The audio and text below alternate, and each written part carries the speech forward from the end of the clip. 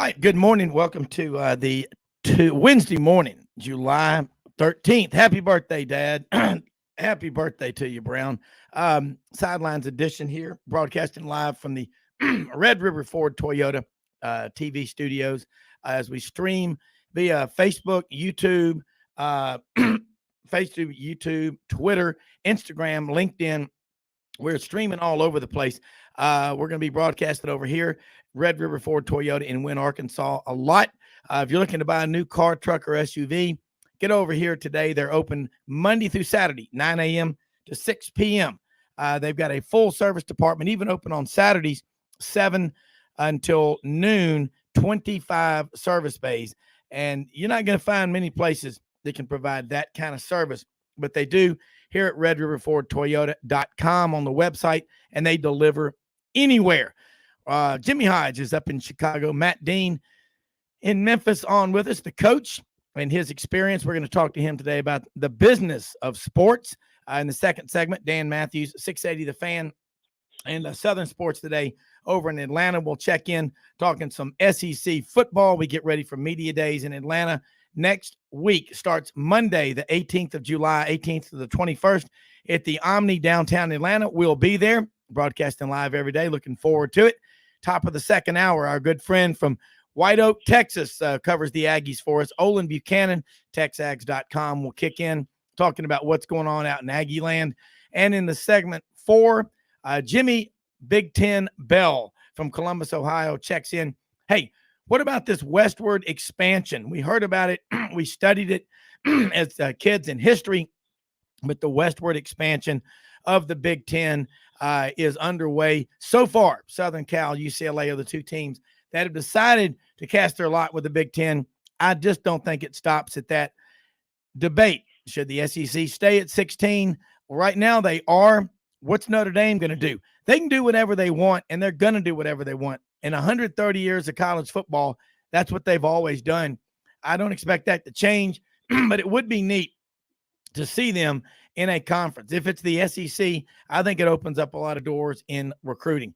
Follow us on Twitter at Sidelines_live, Facebook, Instagram, YouTube, LinkedIn. We're live streaming. If you miss us, go to 680thefan.com, the podcast park in Atlanta. And on Saturdays, Central Alabama, Fox 98.3 FM. Down all over Birmingham, Montgomery, Lake Martin, and everywhere in between. You can hear us. We're broadcasting the Radio Alabama group. Great folks down there. Lee Perryman and his team. They are everywhere, and we're proud to be associated with them. Matt, let's get started right now. On the business end of sports, Division 1, 2, 3, it all boils down to how do you manage your money? These conferences right now, like the SEC and the Big Ten, are paying out a ton of money. Then you look at the American Athletic Conference, University of Memphis, Cincinnati's a current member of that. They only got Houston. They only received $7 million in their media rights deal per school last year. SEC, coming off the virus year, was pushing $60 million. What's a sustainable business model these schools can follow? The smaller schools, D2, D3, but you're talking about group of 5 schools that'll keep them healthy and, most of all, competitive with everybody in their league. Well, first of all, Rob, I just want to also wish you, Dad, a happy birthday. I just heard that tidbit of information in your intro, and it's a wonderful day for the Brown family. Thank you. Getting on the business side of things, I think you talked about it last week when we first talked about the USC and UCLA expansion. One of the things I talked with some colleagues about this week was, how a school like USC wanted to continue their model, UCLA, of Olympic sports, right? And they didn't want to drop sports.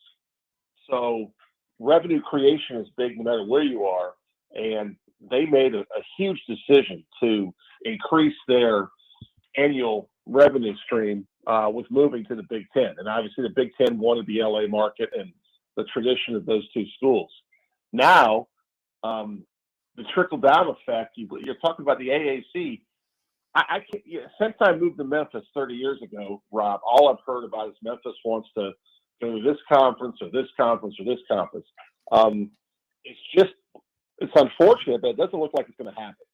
And with that revenue generation, then you start looking at the annual ticket sales of your football program. Now, I'll give the basketball program has been very sustainable from a season ticket holder standpoint for a long time. But I worry that schools like Memphis, the other schools in the AAC are just not going to find a spot to get that money at a crucial time. I mean, the difference between 7 million and 60 million is pretty simple. It's a wide river gap, and right now, you look at some factors with our country and the market. Giving is not at an all-time high either in terms of schools like Memphis, who has a pretty significant debt ratio right now. So very worrisome. And if I was an AD right now in that model of a school, I would be working nonstop on trying to look at a way to get into a league, even like the Big 12, to increase my revenue capacity. And I would too. And I'm going to throw it to Jimmy in a second, but this is what I tell all my, and I want to see the University of Memphis succeed because I live in Memphis. I'm from Memphis, Yes. But you can't just show up for the games against Ole Miss, Tennessee, Mississippi State, someone like that. You've got to show up to watch the University of Memphis play. And I'm talking 60,000 at every game, regardless of the opponent. Until you do that, you really are not going to have much of a leg to stand on. And you've got to get serious. You've got to get people in Memphis. There are lots of people that didn't go to Memphis that want to support them. And you can translate that to Cincinnati, to Miami, to schools all over the country that have fans. Like in any big city, you're going to have alumni of a lot of different schools.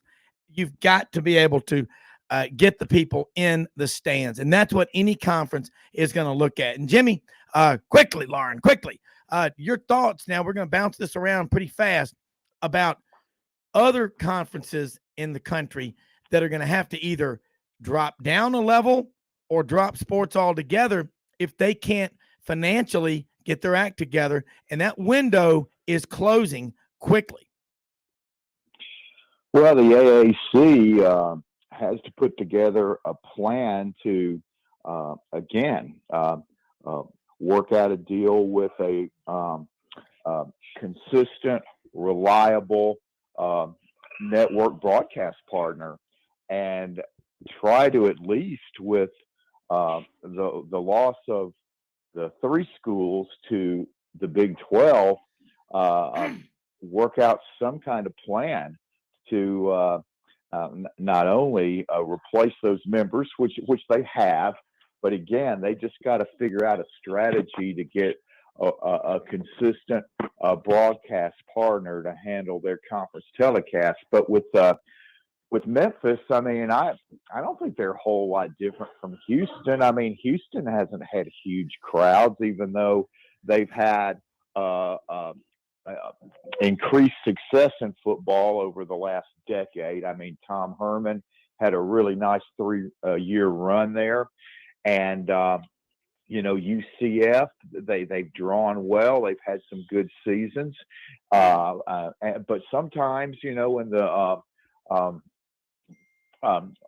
schools that are relative newcomers to big-time college football, getting crowds is, it can be a challenge on a consistent basis depending on who the opponent is. If it's a big-name opponent or a big rival, it's going to happen. But with other opponents, it's a little bit different. You just have to be good in football. You have to be showing that you're making significant progress. And I think really Memphis in that category would be a serious candidate for the Big 12. And, with a new leadership at the top at Memphis, there's a lot of things going on with a huge bank that has announced big plans to develop an area near campus for a new football stadium. So, you have to convince the longstanding members of the Big 12 that you're doing some things that are going to allow you to be a significant addition to the conference. So, again, it's something that you have to plan, but I think Memphis has a lot of those intangibles, but a football stadium would really help. Yeah, Jimmy, I think you just made some great points. And like the Houston example, they don't draw well. The reason I'm saying this about Memphis is, again, you talked to Dr. Hardgrave, and I've been lucky. I've been out with him a couple of times recently. This guy has a vision for Memphis, Matt, and I'm working on getting y'all two together, because what it matters is you're showing a commitment to get better. In Memphis, in the last 8-9 years in football, they've definitely done that. Appealing to a Power 5 conference right now, if you're a Group of 5 school, and saying, hey, we're committed financially on all levels to doing what it takes to be a member of the Big 12 or whatever conference, is a lot like appearing before the parole board. You're going in there and you're saying, are you a changed man? Yes, after 30 years in the hole, I'm a reformed man, and I'm no longer a threat to society. Honestly, I think that's what it's a lot like, because the University of Memphis, the city of Memphis, I think what Dr. Hargrave is trying to do, this is an example, is pull everybody together and get everybody rowing in the same direction. So now I want to ask you this next question, Matt, on, again, the business side of sports.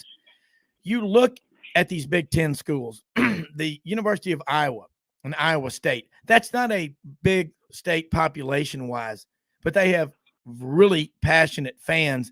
They have a lot of alumni in places like Chicago, St. Louis, Kansas City, some big cities where there's a lot of money.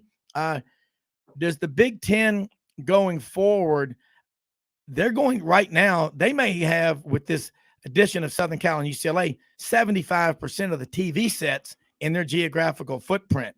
What more can you ask? Well, like you talked about earlier, if the Big Ten could land Notre Dame, they become a huge alpha with the SEC in terms of all that market share. And quite frankly, in football, you get Notre Dame involved with USC to the Big Ten, and in the history the Big Ten has. Now, we all know SEC has been the dominant force in the college football playoff and the national championship discussion. And all of a sudden now you got probably a contract there, guys, that's just incredible in terms of the TV revenue per institution. And getting back to Memphis a little bit, Rob, I have a lot of friends that support Memphis as well. And with Cincinnati, Houston, UCF pulling out, Memphis is really the big dog left, in my opinion, that another conference would want. And I hope President Dr. Hargraves gets some traction on the potential for a Big 12 deal, because that would be huge. Because if you look at the basketball history, and recently, I mean, hope a higher profile situation staffing with Coach Hardaway coming in, and you look at Larry Brown there and those type of things. And the football the last 8 to 9 years has definitely upped its game in terms of some really, really tremendous seasons. But going back to the Big Ten, as a native Iowan myself, Iowa could be playing South Dakota State, and there's going to be 70,000 fans in Kinnick, maybe 65. But there's going to be there'll be 70. They're going to be there. And I think Memphis had a nice run with an increase in the non-conference schedule. I remember being at the UCLA game, and that was probably 5 years ago, 6 years ago maybe. And we just haven't. Unfortunately, we just haven't shown the ability to compete on Saturdays with the SEC football market, and that's the only thing. I would be really curious to hear the vision and the plan, but that's the only thing. I don't know how you guys. I don't know how you do that. I really don't. It's just too big of a competitor. Well, the SEC is the strongest league, team-wise, championships and all like that in the country. But the Big Ten, they got more TV sets, more eyeballs, and they do. I think that again, you got to have a guy like Dr. Hardgrave take that momentum that Dr. Rudd built up, but he's got to get the people in Memphis to buy in. I think this is it. I think in the next 3 to 5 years, if a school like Memphis isn't in a power conference, it ain't going to happen again for a long time unless, Right. college athletics landscape model changes dramatically. Jimmy, looking now, SEC is talking, we're going to stand pat, hold our line at 16 teams. We're bringing in Oklahoma and Texas to the league. We haven't even brought them in yet, and we're already pushing 60 million in the TV revenue rights. I wonder, in this new deal, again, let's put this thing in perspective. 55 million is what CBS is paying the SEC right now to televise the games. 55 million. The new deal with ESPN and Disney, it's going to be about 350 million. Wow. You think that could double when you bring in Texas and Oklahoma? And I keep going back to this question, Jimmy. Why could the SEC renegotiate the deal? Why could the Big Ten renegotiate their TV deal? And here it is, the ACC, the best basketball league in America. And football, they've got a lot of good names. Miami, Florida State, Clemson, Pitt last year made a great season. Wake Forest won 10 games. They're all coming back this year. But why can't the ACC do something about that ball and chain TV deal they have that goes to 2036? That's the question that I want an answer to. Well, the reason they signed it in the first place was that the commissioner at the time, John Swofford, was really in a difficult situation because the Big Ten was already looking to poach some of their best teams. And he had to do something quickly. And the one thing that he did that was very smart was that he was able to get language in the contract documentation that the current schools in the league, if they had any thoughts of leaving, that there would be a $60 million exit fee. So that's why it really took a lot of work for Maryland to get out of the SEC to go to the Big Ten, because really, I don't think they fit very well in the Big Ten, but that was strictly a financial move. And it's been a great financial move for them because, again, the Big Ten is just a huge success from a financial standpoint because, Jim Delaney was as good a commissioner as you've ever seen in being able to maximize the strengths that his conference had as a group and minimize their weaknesses. And their strength, as we all know, was the fact that they had 2/3 of the TV sets in the country within their geographic footprint. And that's why this deal with USC and UCLA is so big, because now you get the LA market.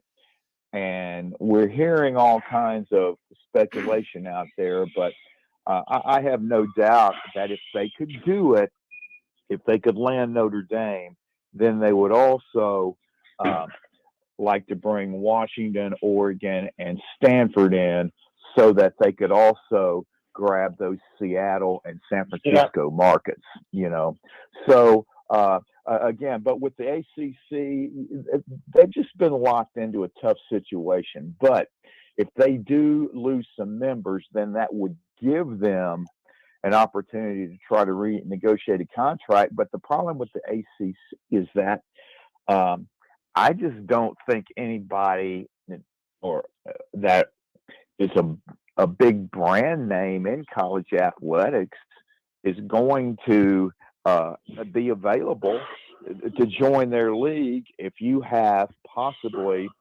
Clemson, Florida State, and Miami leaving the league because of the lack of revenue for each school that's handed out at the conference meetings every year. And I've said this several times, and Matt, you brought it up, but with Notre Dame, the one obvious draw that would fit them to the Big Ten is they have long-standing rivalries with a lot of the schools that are in the league, of course, and now USC's in the league, so they've been playing them for over 100 years. And every year for the better part of the last, I guess, 50 probably. And then you've got, Purdue, Michigan State. So you've had those rivalries. But I'm telling you, I would not count Notre Dame out of possibly being a future member of the SEC because this feud with the Big Ten has gone back over 100 years, back to Fielding Yost. When he was the AD at Michigan, following a great coaching career there. He was not big buddies with Rockne. And Notre Dame wanted to join in 1930, and Fielding Yost was the major obstacle in preventing it from happening. And then since that time, the Big Ten has invited Notre Dame at least 4 times to join the league, and Notre Dame has said no. And then you add to the equation the fact that Jack Swarbrick and Kevin Warren do not have the greatest relationship in the world, while in contrast, Swarbrick and Greg Sankey are very close. Yeah, Jimmy, that's an interesting angle. The Swarbrick and Sankey friendship. Sankey, the most influential man in college athletics. Then you look at a guy, Matt, like Kevin Warren, the commissioner of the Big Ten.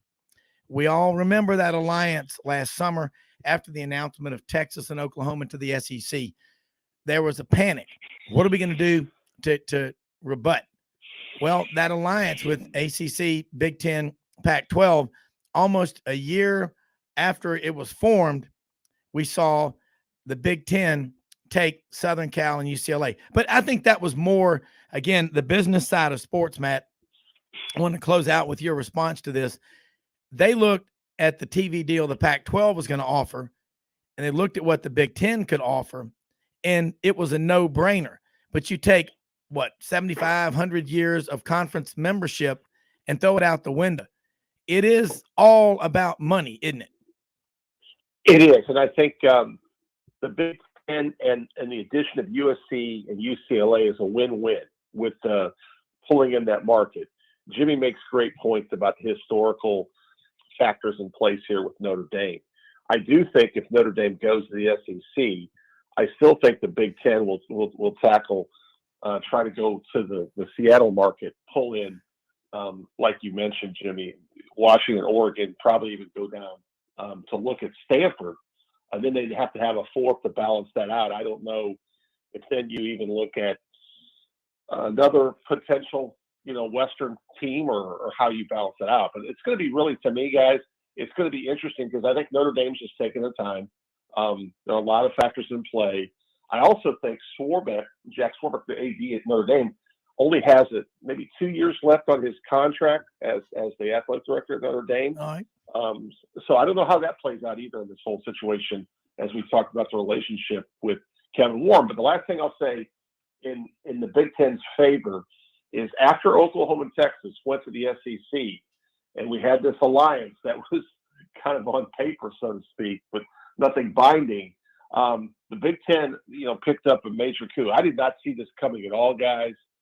To get USC and UCLA in the Big Ten is huge, and it puts them in a position, even if they were not to get Notre Dame, they're still a really strong market holder with what they've done. Well, they are. Well, yeah, Jimmy, go ahead. Well, Matt, I was going to say before anybody knew that USC and UCLA would become members of the Big Ten, their next TV contract with Fox, which I believe will begin in time for the 2023 football season, without USC and UCLA, was going to be estimated to be worth over $1 billion a year. Wow. So now you add USC and UCLA, and because you add those markets, and then also I think Stanford is a given for membership because Notre Dame for the last 15 years has ended their regular season every year at either Stanford or USC, so their coaching staff could stay out there and recruit, after the game and so forth, leading up to the signing day recruiting in December. Yeah. But again, though, when you talk about a Notre Dame, a lot of people don't realize they've played almost every SEC school in the last 40 years. Excuse me. or so, on a 2-year home and home, and in some cases multiple home and home series. Um, and again, they hit Texas and Florida, Georgia, Alabama, those southern states really hard.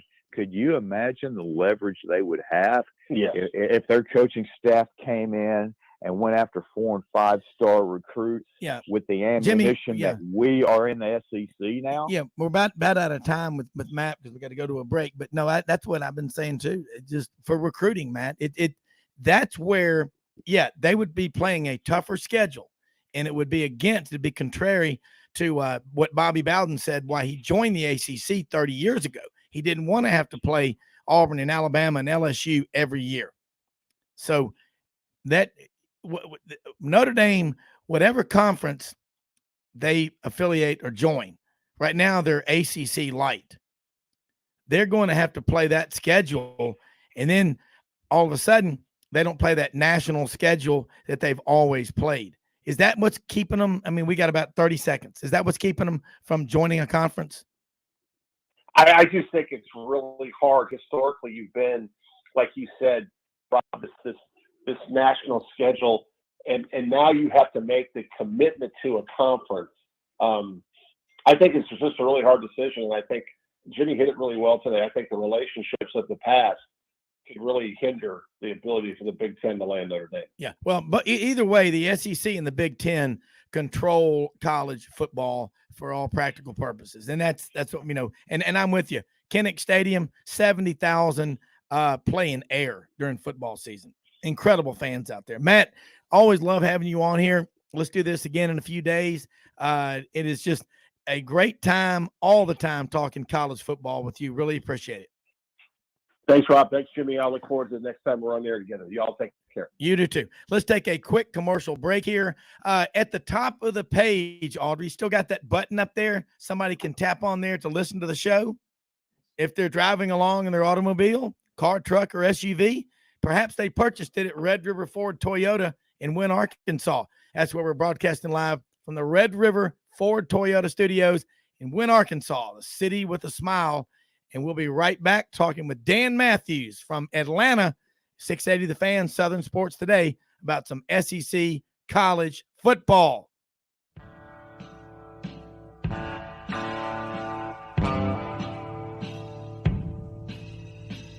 Kitchens and bathrooms make a home, and the design teams at Kitchens Unlimited know how to make kitchens and baths.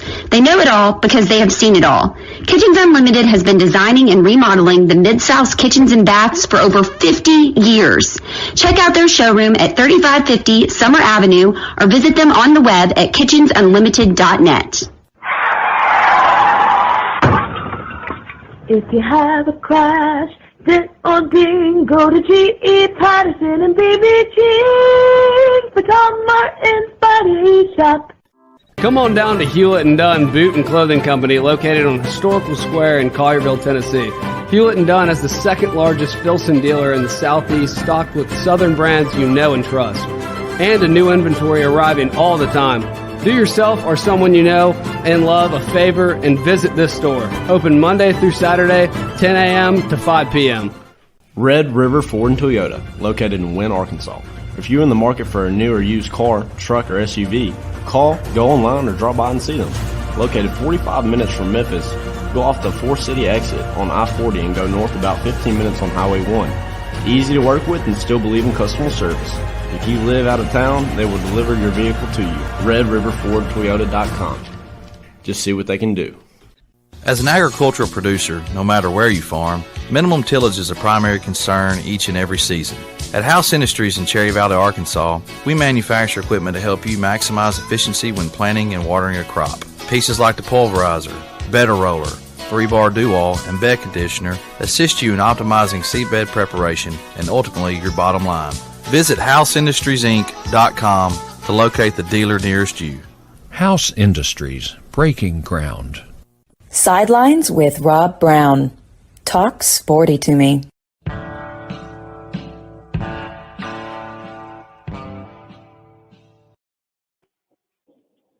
All right, Rob Brown back here with you for the second segment on this Wednesday morning, July 13th, 2022.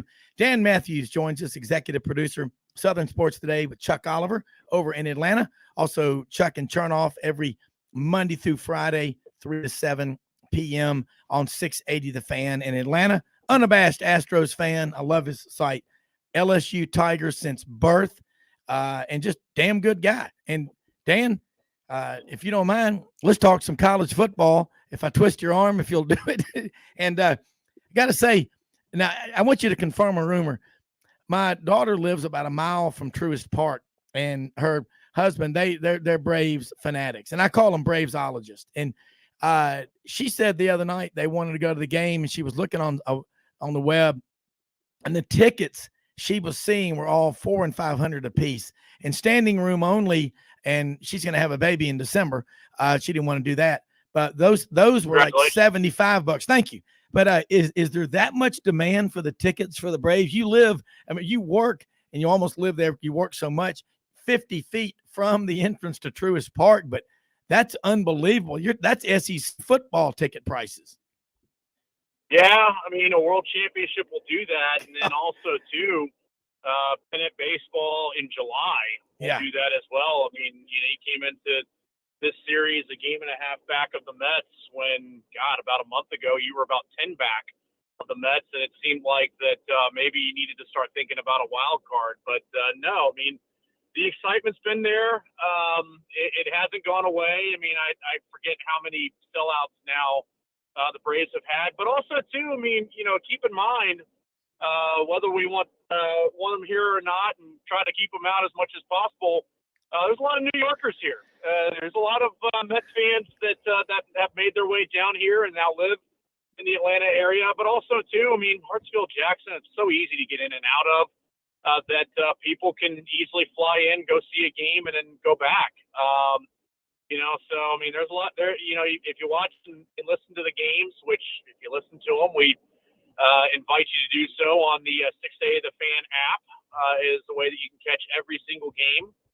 And, you can hear just how exciting it is. I mean, gosh, when Matt Olson hit that home run last night to put the Braves in front, it seriously sounded like an October crowd. It was exciting, and I'm actually heading in right now, and they will get going here at 12:20 today. So it's going to be a afternoon finale to this one.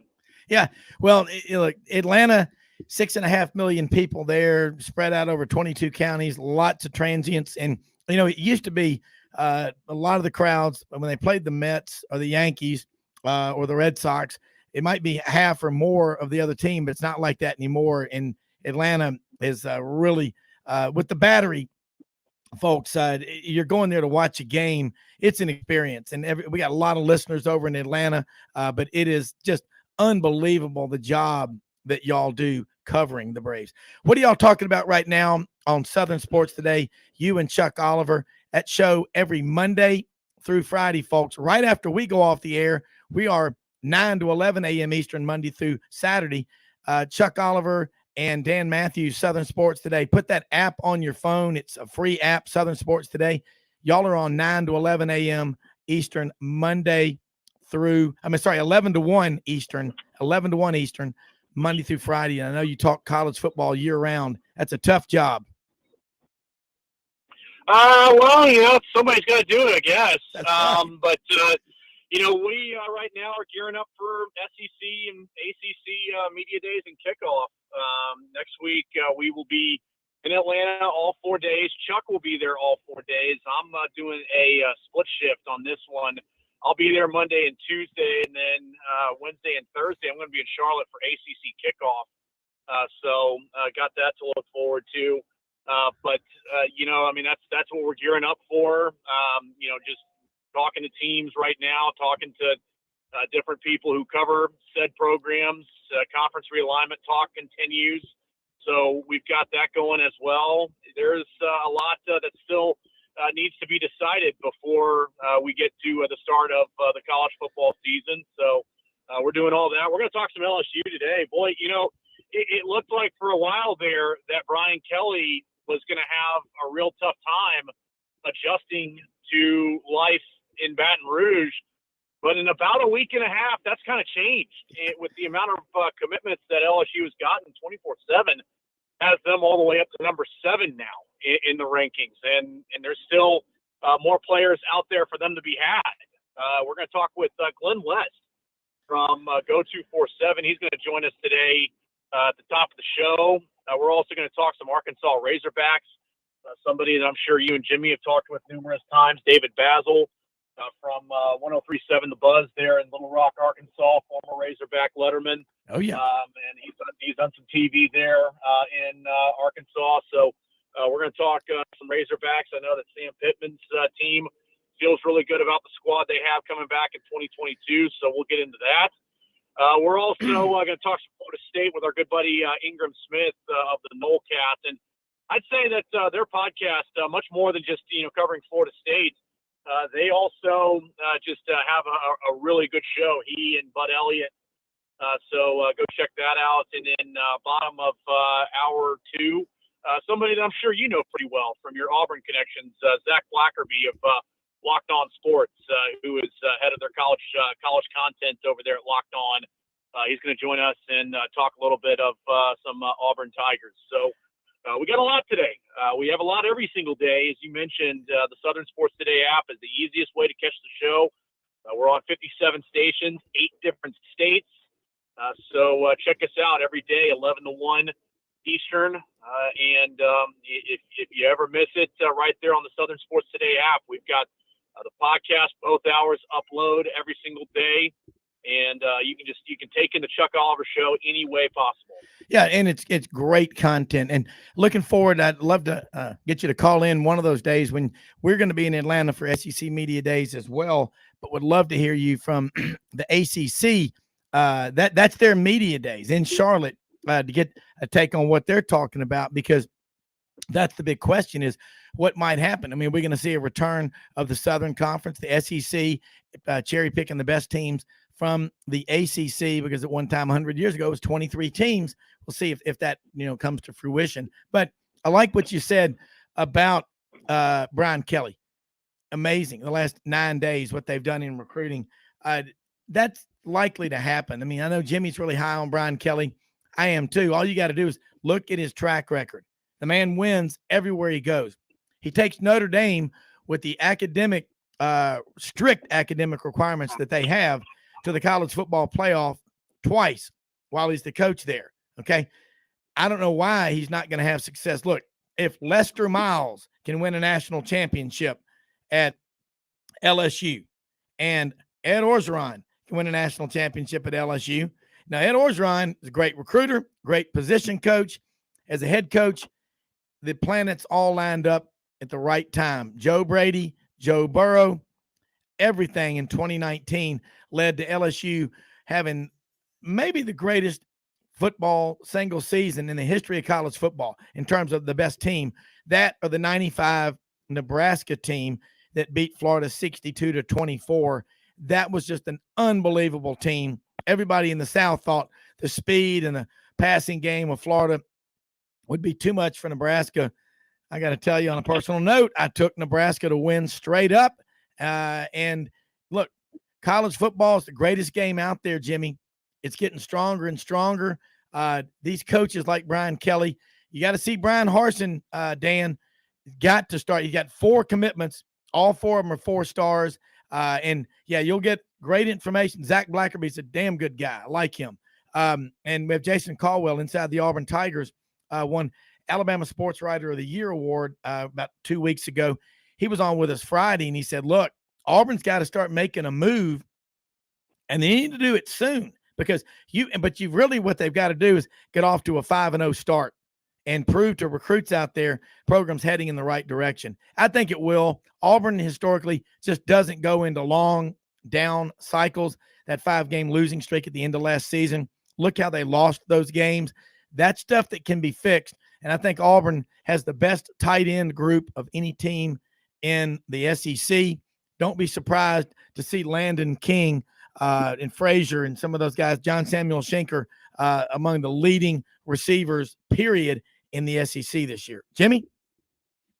Well, I think you got to have somebody that can get the ball to those guys. That's the issue. And in this, yeah, in this day and age of college football, I mean, quarterback, as we all know, is not only the highest profile position in the sport, but it's really the most critical position in the sport to have at least a very productive player. It's not like 10, 12 years ago where the term game manager was often used to describe the expectations of the quarterback on a national championship contender. You know, just don't turn the ball over, just keep from making mistakes, and then we're going to be okay. Well, nowadays, you have to be able to throw the ball down the field vertically, stretch those defenses with these 4 and 5 wide receiver sets. And, Auburn is in a precarious position at quarterback right now, and they're really going to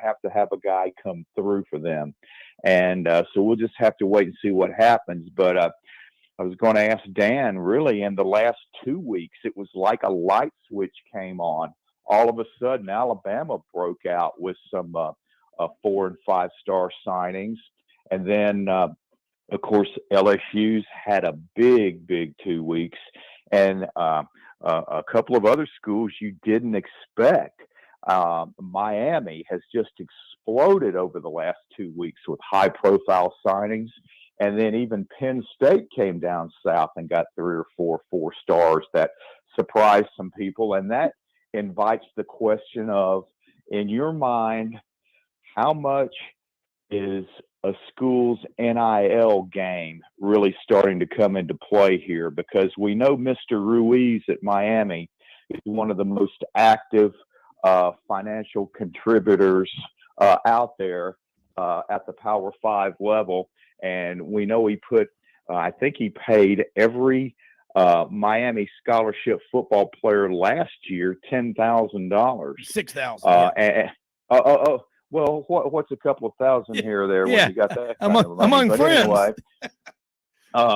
but anyway, and you heard, a Texas alumnus before, I guess, signing day last December that, hey, they were going to pay $5,000, $50,000, I think, for 50. offensive linemen. I mean, it's just crazy.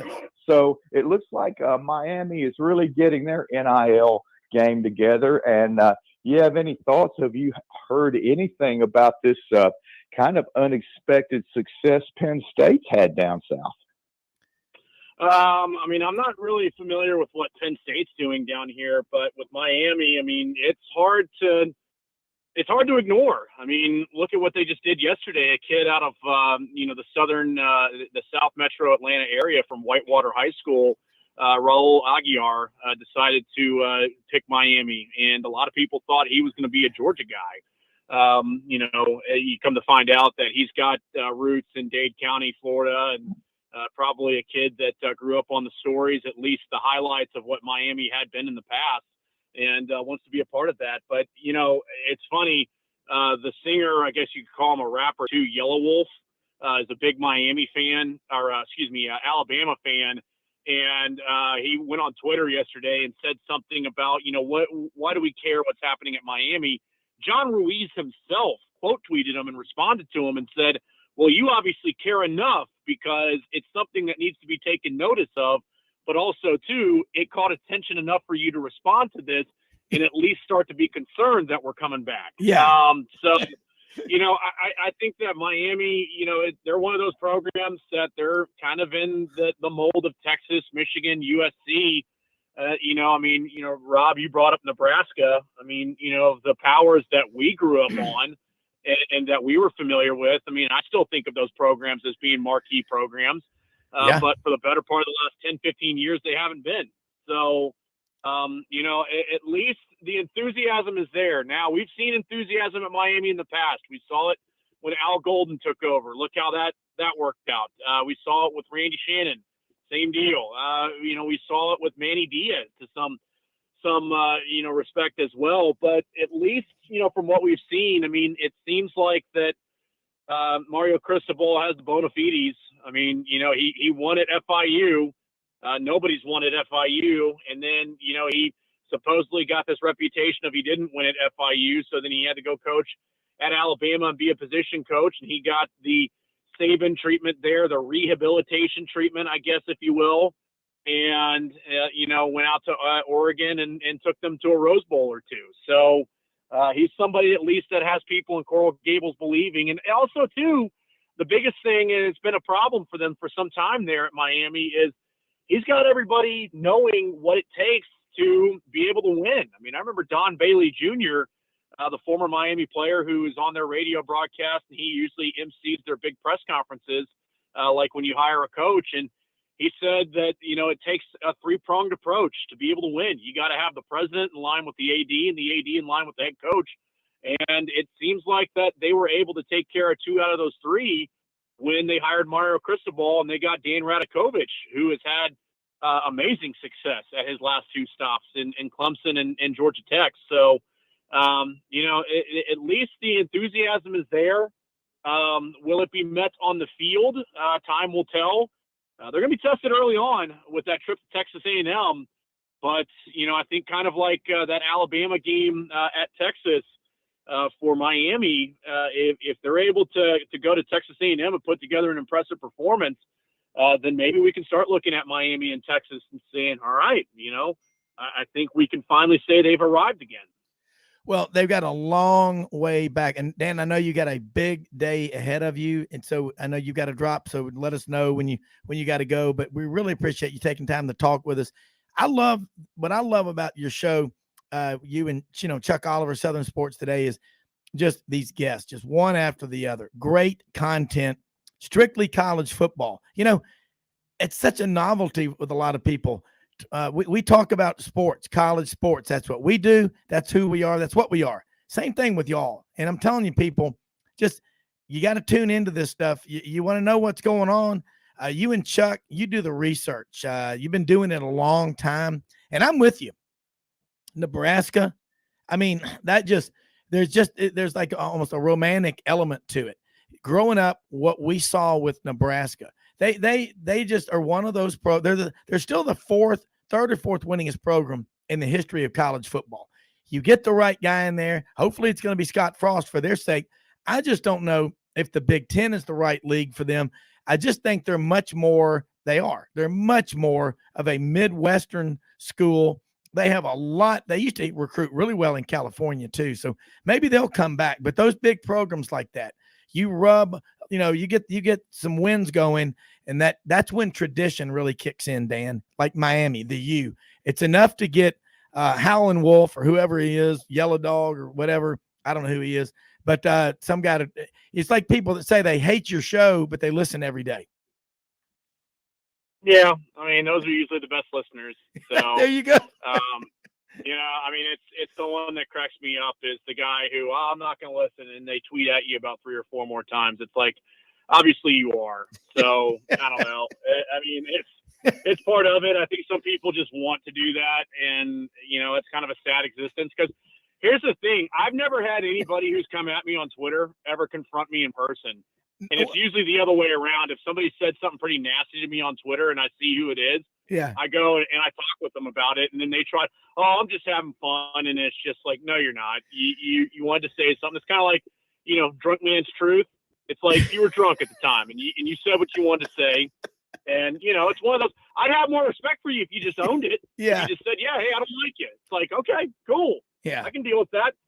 I'm glad you're not my program director. I'm glad you're not the man who signs my checks. That's right. Well, Dan, you're a very calming presence when I've been around you, and that I would say somebody, the twidiots or idiots, whatever that's what Brian Harsin calls them, twidiots. And they don't typically have the backbone to stand up. It's like the people you hear screaming and bitching and moaning. They're not the people that you're sitting around that buy season tickets at Jordan Hare or Bryant Denny or, Sanford Stadium. The people that are there, they're not like that. They're going, I'm invested in this program. I want them to do well. It's the people who really, for the most part, have no life.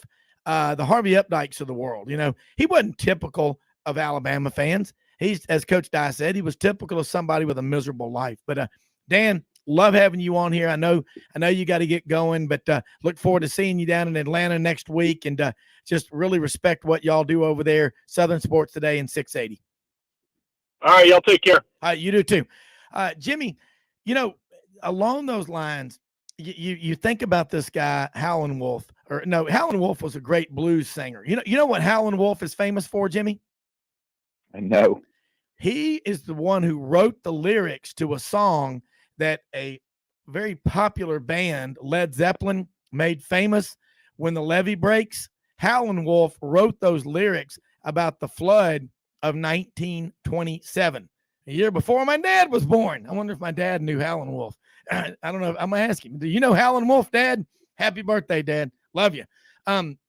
But Jimmy, ACC Media Days, wouldn't you like to be there? And I wonder, now our good friend Richmond Weaver over in Greenville, he's been buried up to his eyeballs in this documentary about SoCon, 100 Years of the Southern Conference. And our other good friend Lauren Smith, working on his book about Georgia's national championship team. In the next week or so, we hope to get him back on the program. He's going to go do a road trip up to Fenway Park and eat some lobster and have some fun, have some road sodas. But Jimmy, you think anybody's going to I bet you Richmond will ask some tough questions of Jim Phillips. Yeah, I mean, that's going to be the number one topic of discussion is the future of the league. We do know that, as I mentioned earlier, that when John Swafford did sign this current TV contract, at the time, it was for the really sole purpose of stabilizing the league in the short term, although I know he was afraid that it could have long-term consequences, which they're starting to feel right now. But he did institute that $60 million exit fee, but I do think, and for argument's sake, the event that maybe Miami, Florida State, Clemson might end up going to the SEC. And again, this is just for argument's sake. I would not at all be surprised if the SEC and ESPN were involved in helping offset the cost of that move for any school that decided to leave the league, because I mean the money difference is just going to be so astronomical. Brand names of that type, and of course, in the last 10 years, the advancements that Clemson has made from a football standpoint in the college football universe can't be ignored. And so that's going to be a really, really hot topic of conversation. And again, if some schools leave in a revised TV contract that have to be renegotiated, how are you going to get any schools that are going to replace those brand names if those were the schools that did leave? You can't. So they're in a really tough situation, I think, right now. Jimmy, great take on that. And look at the season that Pitt had last year. When you got Kenny Pickett as a quarterback, you're going to do well. But Sam Hartman's back at Wake Forest this year. NC State won 9 games. They were on the verge of having one of their best seasons in school history. And then their bowl game with UCLA was canceled because of the virus. Okay. I think ACC, they play some good football. If they would emphasize football like they do basketball, and if they would have done that in the last 70 years, they wouldn't be in the precarious situation that they're in now. And I think that, the ACC, if you start to see the SEC this year, 3 years from now, 5 years, picking off some ACC schools, yeah, they'll go after North Carolina, Virginia. I don't know if they'll go after Duke or Wake Forest. I mean, but Wake Forest has done a lot better than Duke in football, and right now, they're playing some good football. And I look at Miami. Mario Cristobal is the latest. He's going to figure it out coach they've hired at Miami. Look, Al Golding, whatever, when he was down there, I mean, I knew that guy wasn't right in the head. I'm kidding, but wearing a long sleeve button down and a tie in Miami where it is hotter than hell and humid, it's like New Orleans or Hattiesburg every day. I mean, he came from what, Penn State? Miami, you are dealing at Miami with the same problems they have out on the West Coast. There's, quote, too much to do. No, it's that the people down there are not, you've got so many different kinds, transients, whatever. You've also got a huge population of people that have only been here 5 or 10 years that didn't grow up with college football. And the University of Florida historically has not recruited all that hard in Miami, in big cities. You know, University of Florida is a lot more country music, cowboy boots and jeans, pickup trucks, gun racks, and skull dip. You know, their fans are not a bunch of, you know, nouveau city slickers at South Beach. They're an SEC school. There's a big difference in what Miami has in Dade, Broward, and Palm Beach County and what the rest of Florida is. Okay. That's why Miami wasn't able to sustain it. Once they couldn't be the U anymore and they had to compete like everybody else, they've been very pedestrian. Now they've got a lot. Now, this guy, Ruiz, the multi-billionaire trial lawyer, and then someone last year gave every guy on the football team, I think, $6,000. That'll only go so far. You've got to you can't just have one or two people funding the program, because wealthy people like that eventually will say, I'm going to do it, but I'm not doing it alone. All right, let's take a quick commercial break. We will come back with the Native Son, the pride of White Oak, Texas. Olin Buchanan of TexAgs.com talking about the Aggies. What's going on out there right now? They're kind of quiet in recruiting.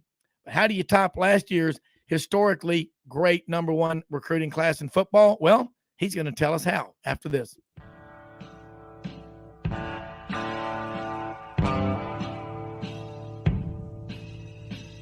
Kitchens and bathrooms make a home, and the design teams at Kitchens Unlimited know how to make kitchens and baths. They know it all because they have seen it all. Kitchens Unlimited has been designing and remodeling the Mid-South's kitchens and baths for over 50 years.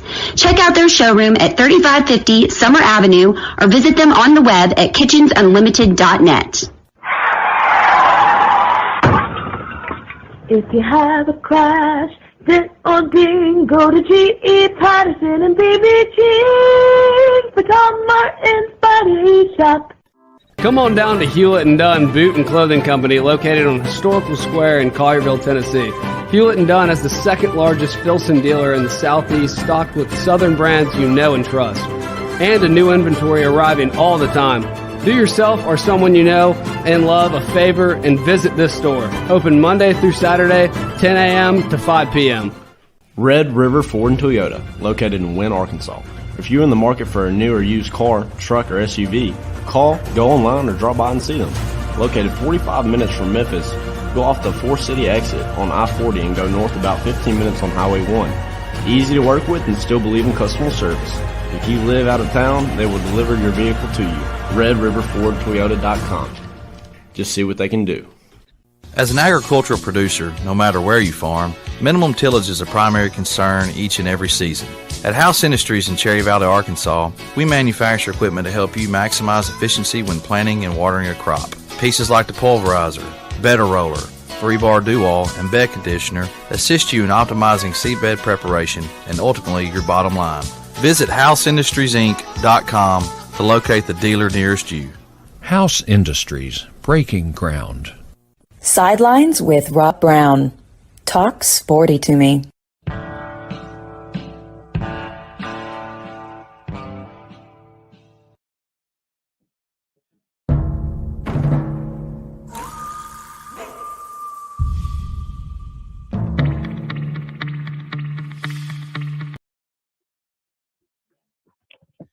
Rob Brown back here with you. Hour number 2. Jimmy Hodge up in Chicago, Lake Zurich, beautiful Lake Zurich, where it's always nice and cool. Alpine streams, turquoise blue water around there. Everybody's getting ready for the winter, enjoying beautiful, perfect days. It's just, I think of anything outside of where we are down here in the South, because around Memphis and Parkin and when it's 100 degrees every day and it's humid, and hey, it's the way it is. You drink a lot of water. But we're going to talk more college football here in this second hour when Olin Buchanan checks in with us. And always love having him on, because you ask Olin a question, you're going to get an answer. And Jimmy, you look at the recruiting right now, Alabama, LSU, Clemson, these brand programs, and I see what's going on with all of them. It's not uncommon to lay back in the weeds and just wait for what you want to come by. And Olin's on the line with us right now. Olin, Texas A&M right now, look at their recruiting compared, we know what they did this past year. The number one statistically class of all time, 7 5-stars. Those kids are on campus now, and what they did in high school got them to College Station. What they do this summer will keep them at College Station. And if they don't do well, they'll be shown the door or the portal. More and more, Jackie Sherrill was on the show with us a few weeks ago. He said something that really made a lot of sense. And, you don't have to you can't really argue it, that when a kid goes into the portal, it's because he and his coach, his position coach, the head coach, have had a conversation or more than one conversation before they go into the portal. But let's talk about what you're hearing, what kind of chatter you're hearing about this A&M freshman class so far in the summer workout sessions. Not a whole lot more than what we heard in the spring. I hear Gabriel Brownlow-Dindy, for instance, defensive lineman out of Florida, missed the spring because of an injury, but healthy now, and it's spent a lot of times in the weight room. He kind of looks the way, I wish I did. But there's certain guys they're talking about, hey, this guy looks good. Everybody, I hear about Chris Marshall, for instance, a receiver out of Houston that was a 5-star guy, but gets overshadowed by Evan Stewart, who was number 1 or number 2 rated receiver in the country. I hear great things about Chris Marshall, comparisons to Mike Evans, only faster, right? Well, that sounds great, but I'd rather hear that comparison once they actually start playing, right? But really, we haven't heard a whole lot, but as much as anything, because coaches haven't been available. And we're not, we don't have access to a lot of those players. So,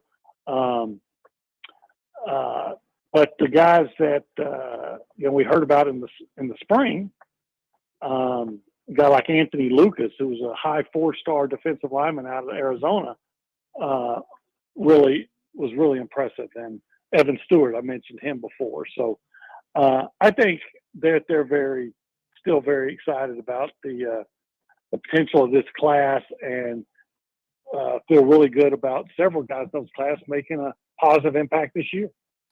Well, everybody knows this. There's only one football. You talk about these receivers, and now you get into the comparisons. Mike Evans, but faster. Mike Evans was a hell of a football player. Every one of these guys has their own identity, and what makes them or breaks them is how do they handle the pressure. So I think Jimbo Fisher, he's a hell of a quarterback coach. He's got, defensively, he's got the kind of defensive lineman that you've got to have to get to Atlanta for the SEC championship. Another thing you got to have is depth, 2 and 3 deep at every position on your front 7. You can talk about a defensive back or your secondary as a collective group all you want, but they're only as good as the defensive linemen up front, the edge rushers, and how much pressure they're putting on the quarterback. If a quarterback has a lot of time to stand in the pocket and check off his first, second, and third read, a team will tear you apart. That's why defensive linemen in the SEC schools, Clemson, Ohio State, they really hog those schools, and about half the teams in the SEC, the upper half, they're going to have those elite type defensive linemen. What does A&M have, in your opinion, on the edge for the pass rushers? Because that's the make or break position. I think the most sought after position by the NFL scouts. Well, I think what A&M has is a lot of potential, but not a lot of production yet. And of course, they're not going to have a lot of production yet, because where are you going to take DeMarvin Leal or Michael Clemens or even Tyree Johnson off the field last year for extended periods of time? And that answer is absolutely not. But they feel like they have great potential with a guy named Fidel Diggs, Jazion Harris, Tumia Dillier, a five-star guy from a year ago who redshirted. So, and then you got a guy like Walter Nolan. I mentioned Anthony Lucas coming in, and Gabriel Brown-Odindi. So they've got guys that look the part, that have the size and speed and all those things, and there's great potential. But the fact of the matter is, sometimes guys have everything you're looking for, but don't produce. We've had that here with A&M with some guys. So I think when there's some people wanting to tap the brakes on A&M, I understand it, because you're asking them to rely on guys who have not done it on the field yet. They've been, you're supposed to be really good. They think you're going to be really good, but until you show you're really good, don't we have to have a certain amount of question marks? So I think A&M's pass rush is going to be really good, but I also think that that's one area that you look at A&M and say, this is an area of concern, because the guys you're counting on haven't done it yet. They haven't had the opportunity, but they haven't done it. What is the biggest change on the coaching staff from last year to this year that you think is a concern on the positive or the negative side? Well, it would be, I think it would be just DJ Durkin coming in. Yeah.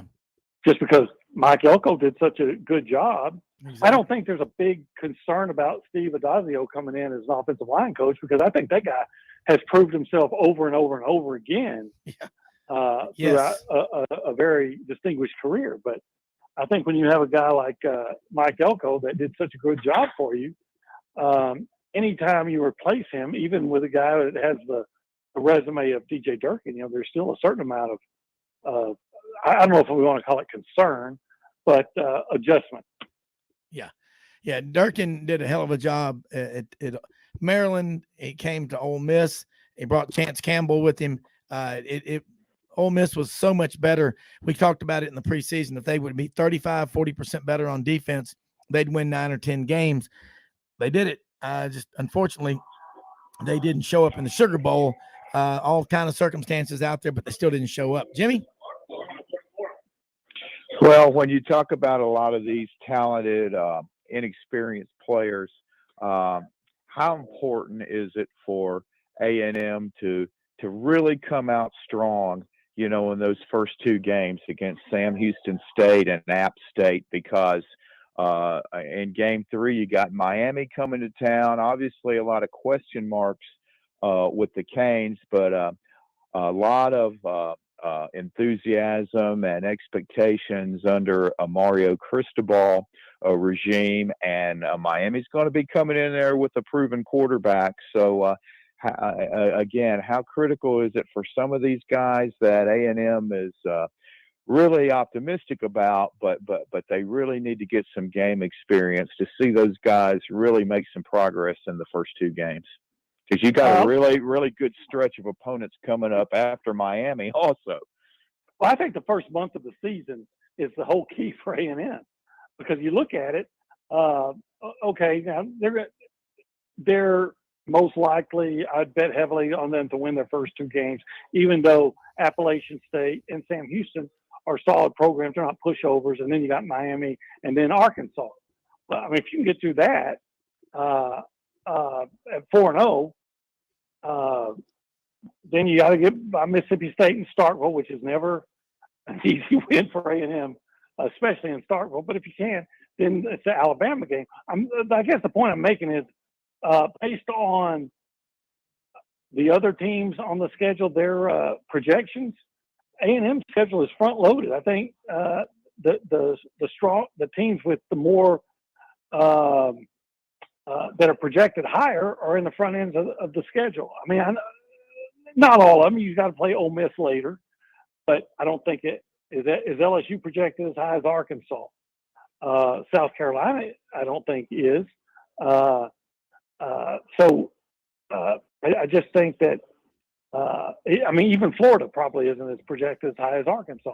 Those are the teams you're going to play in the back end. Auburn isn't. So if you can get through the first month and get to Alabama unbeaten, no matter what happens then, as long as you show up in that game and are competitive, I think that sets you up with a great chance to be in the playoff discussion. Now, to your point, getting there, if some of these young guys who haven't done it before, if they can't go out and start strong and show that they can rush the passer against Sam Houston and Appalachian State and even Miami, what in hell would make you think they're going to do it against Alabama and Arkansas and the better teams on their schedule? So, yes, I guess you asked me what time it was, and I told you how to build a watch. The bottom line is, yes, it's important to see those guys get off to a fast start, because if they can't do it, if they can't be productive against some of what appear to be the lesser teams on your schedule, why would you think they could do it against the better teams on your schedule? I like the fact, and Jimmy pointed it out, you open up with Miami. It's always good to open up if you think you've got a good team with a good opponent. You can have 2 or 3 games against a bunch of rental wins, and then all of a sudden you play a real team and get smacked in the face, and you weren't ready. You think it's going to be easy. Do you agree with that? Okay, I agree that if you're not ready, that A&M has teams on their schedule that can beat them if they're not ready. So it's important to be ready. It's not like you're opening up against Prairie View. Sam Houston has won a national championship in the last couple of years, albeit in the FCS. And I think they may be. I think they moved up to FBS this year. I'd have to double check on that. I know that. I think I'd heard that. And Appalachian State. We saw they almost beat Miami last year. They did. Didn't Miami win that one in the last minute? Yeah, should have beat them. Yeah, should have beat them. Jimmy and I he was calling me on the phone. Jimmy, I think I got to give you credit. I believe you picked Appalachian State to beat Miami last year. And I'm not talking about the points. Jimmy went out, put the pair on the line, and said, straight up, Appalachian State would beat Miami. If I recall, wasn't there some kind of controversial call that went against Appalachian State, or they probably would have won that game? Maybe I'm thinking of something else. No, you're right. And there always is in those type of games when the Power 5 school is usually the home team. Yeah, there was. And I think there was more than one. But yeah, App State really dominated the game. But again, usually in matchups like that, the Power 5 school will have 1 or 2 players that are just able to make a big play that makes the difference, despite the fact that maybe their scheme wasn't as good as the underdog, and they just are able to overcome that. I know during the Fulmer years a lot at Tennessee, they'd play games against South Carolina when Holtz was there, and Tennessee was clearly better, but you could tell South Carolina was just better prepared. They were ready to play this game, but Tennessee could always overcome it with one of those great athletes that made 2 or 3 big plays that would be the difference in the game. And then you add a controversial call or two, and it's lots of times tough for the underdog to come in and not only get the big direct deposit check, but also walk away with the win also. You know what, guys? Yeah, like Appalachian State did in 2007. Yeah. Yes, indeed. Well, I'm going to throw something out there for you because Jimmy, it was just funny. We were looking at those games. Jimmy's right. A lot of times it's 2 or 3 plays. Most football games are decided on 4 or 5 plays. Just go back and look. And if you think about it, what's the most important part of the game? The first 15 minutes, the last 5 minutes of the first half, the first few minutes of the third quarter, first 5-6 minutes, and then the fourth quarter. So football games really are 35 to 40 minutes where they're really in the balance. And that's something that a well-coached team that's disciplined with smart players that have a keen football awareness. You call it a football IQ or whatever. But that game last year, Appalachian State and Miami, man, the Mountaineers, Appalachian State, they're a big time program. I mean, they win. You know, you go back to Jerry Campbell and our friend Tim Horton coached with him up there for like 9 years, but they've been around a long time in Boone, North Carolina. And that's a place, if you take a recruit up there, legitimately, you're going to be in a fight. It's a gorgeous setting. And they got snow skiing up there in Boone too. Been to a lot of winter formals up there. Barely remember them, but they were fun. But I want to tell you something. Well, I don't know if you guys remember this, because you may have seen it, Olin, because it was the opening game and it was not on a Saturday. It was like on a Monday night or something in one of those years where, you know, you had openers, you know, on off days, so to speak, and they played at Tennessee. Oh, yeah, I remember that. They beat Tennessee every way you could beat a team, and they had a freshman kicker that missed about 3 field goals. And then there were 3 fumbles in the game that Tennessee committed.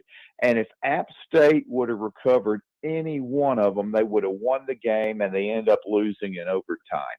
So you've got to really be careful in those early season games, especially in situations that we're talking about with A&M, with really talented but inexperienced players that haven't seen much game action in this league.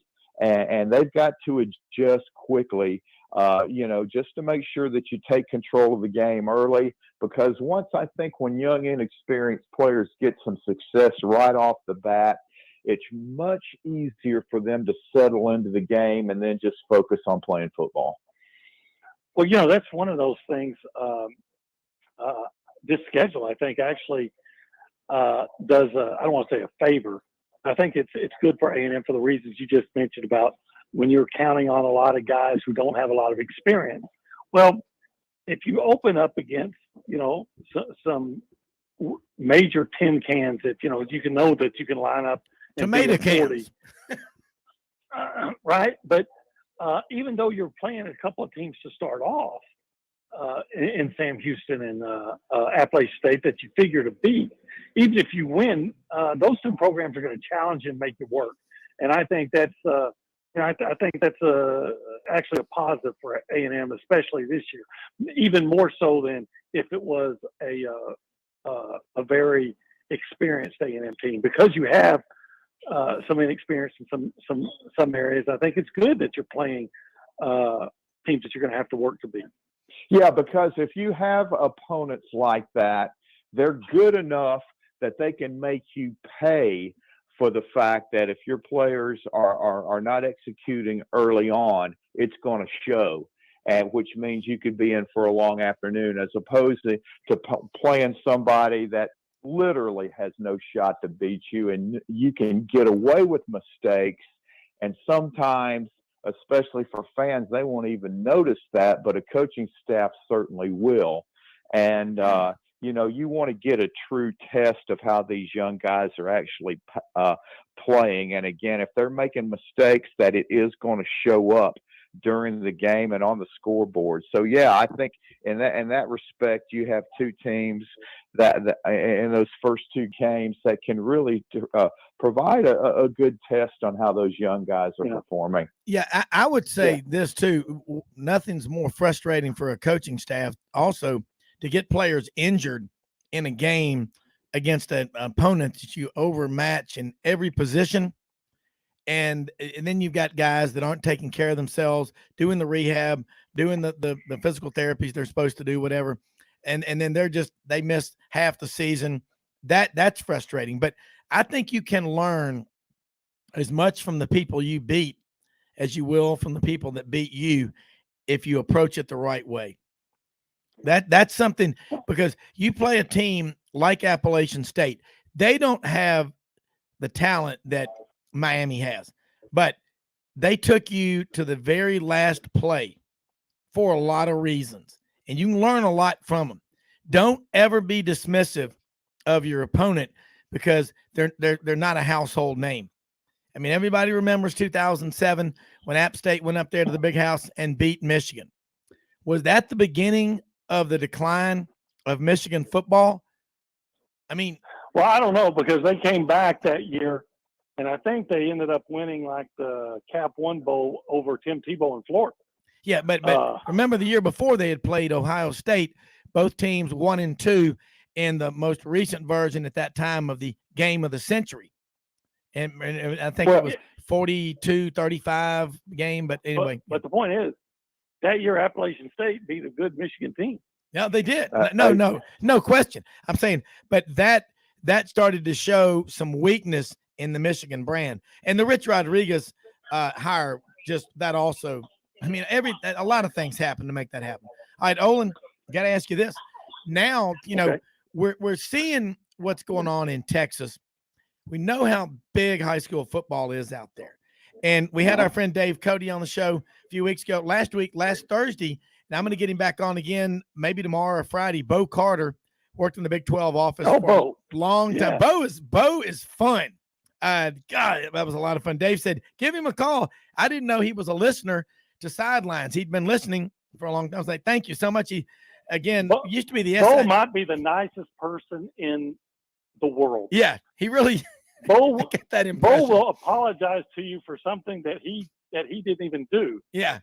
And in fact, the legend is, and I don't know how 100% accurate it is, that his wife was he and his wife were at a party, and a young child, it was a pool party, almost drowned, and his wife saved performed CPR on him and saved the kid's life, mouth to mouth. And after it was over, Bo apologized to the host for getting their floor wet.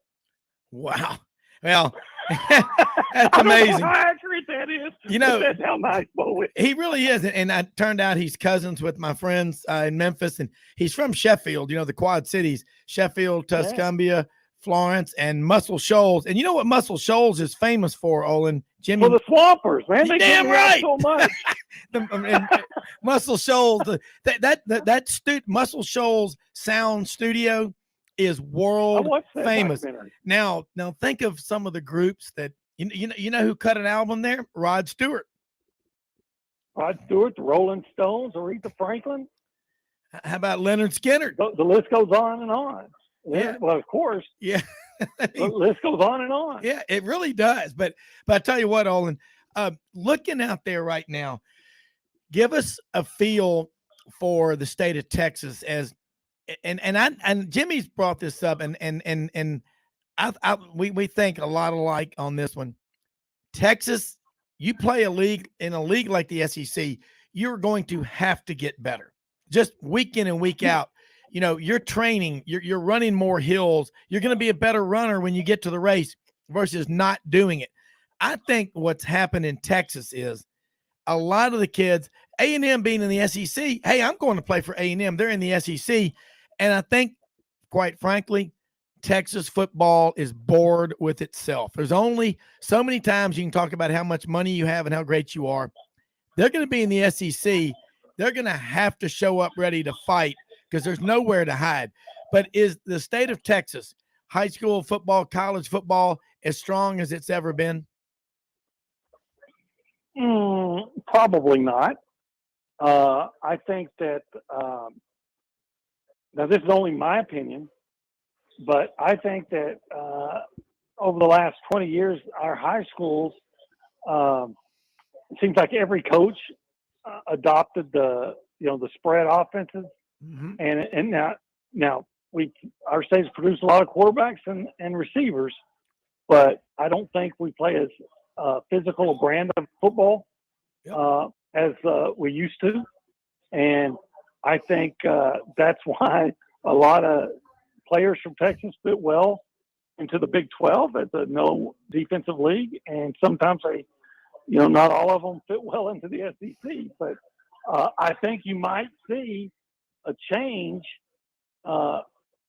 once both major programs in Texas are in the SEC. But I would know they're throwing it around more in the SEC than they used. So I get that. It's not 3 yards in a cloud of dust, but it's still a more physical game in the SEC. It's still a line of scrimmage league, and so I think you'll see that in the future.